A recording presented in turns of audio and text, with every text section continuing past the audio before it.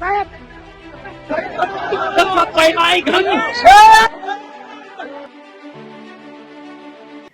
Video आहे अहिल्यानगरच्या चौंडी येथील.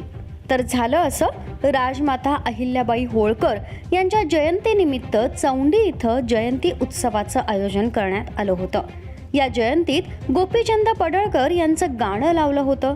अशातच अहिल्याबाई होळकर यांना अभिवादन करण्यासाठी रोहित पवार हे देखील तिथं आले.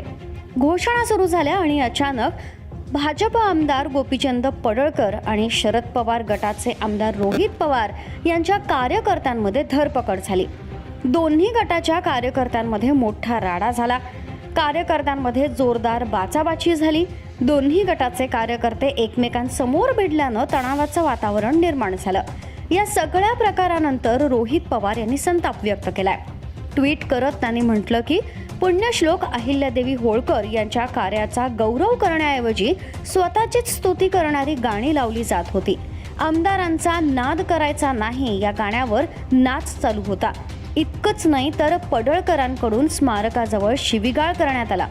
हा प्रकार संतापजनक असून किमान कुठं कसं वागायचं याचं तरी भान लोकप्रतिनिधींनी ठेवलं पाहिजे.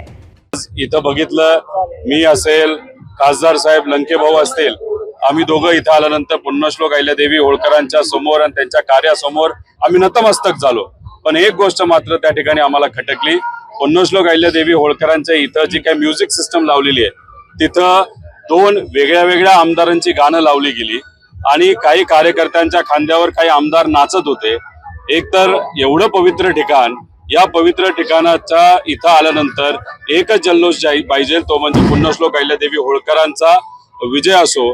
पण त्याच्या व्यतिरिक्त इथं राजकीय गाणी लावली गेली हे बघून अतिशय नागरिक म्हणून मला मनापासून वाईट वाटलं. यावर गोपीचंद पडळकर यांनीही जोरदार प्रत्युत्तर दिलंय. कुठलं गाणं लावायचं हे तू आम्हाला शिकवू नको असं म्हणत त्यांनी पलटवार केलाय. मग आता हे होणारच ना, घोषणाबाजी करताय तुम्ही. परत बाहेर रस्त्यावरती 1:30 वाजता मी बाहेर आलो जयभाऊ गोरे मंत्री महोदयांना घ्यायला, तेव्हा तिथं रस्त्यावरती हजारो लोक कोण कुठं गाणं लावते हे पण कळत नव्हतं. परंतु त्या गाणं लावणाऱ्याला कळलं असेल की पवार इथं मस्ती करायला आलं, त्याला हे ठोसायचं उत्तर देण्यासाठी हेच गाणं योग्य आहे म्हणून त्याला लावला असेल. दुसऱ्या तू उच्चामध्ये काय करू शकतोस?